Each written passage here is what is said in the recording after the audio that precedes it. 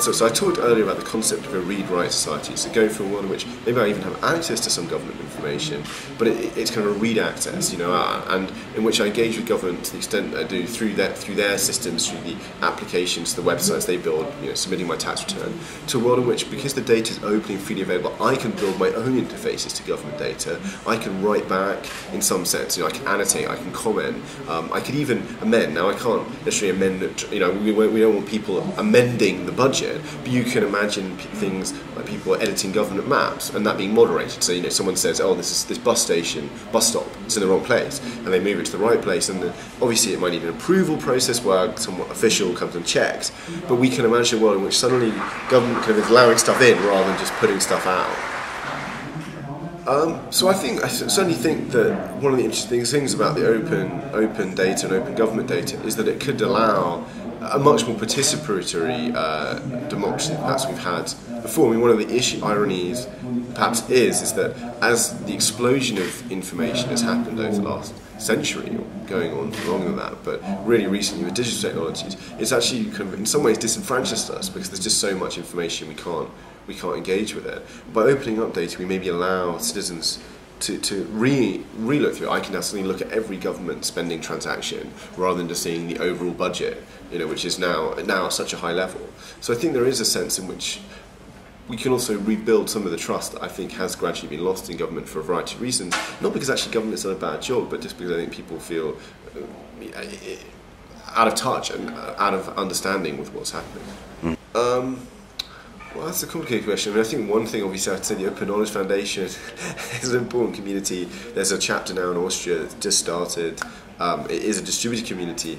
I guess there's different ways. It depends on what your view of what you want the world to be. I mean, I think there are going to be some very significant businesses, whether closed or open, but certainly built using open data. On the kind of more community and collaborative, distributed model, that is why I kind of set up the Open Knowledge Foundation. I think at the moment, I think it's really hard to say. We're missing some of the tools that we have in software to really work with data, and certainly we're missing open tools. So there are, people familiar with Google Docs, or there's a bunch of often very good but normally proprietary platforms which may be kind of free to use, but the platform itself is not open. I couldn't run it myself. I can't modify it. I can't use it for my own purposes. So I don't know. Right now, I think we do really need more work around there, and I think the kind of semantic web linked open data stuff is a very interesting area right now. That's the best promise for delivering on that kind of vision of a community that isn't just running in one central place, but is distributed, but still able to build large information infrastructure. Yeah, I mean, I think across the whole area, while we're starting to really see movement, I think we can see a lot. Government could still release a load of core data sets generally aren't available, which is really unfortunate. Transport data, often finance data, isn't available. I think we could see stuff from researchers and academics generally more. It's ironic that academia is built on sharing, but actually there isn't a lot of data sharing often going on. So I think that would be the other, another area. So I think there's a lot.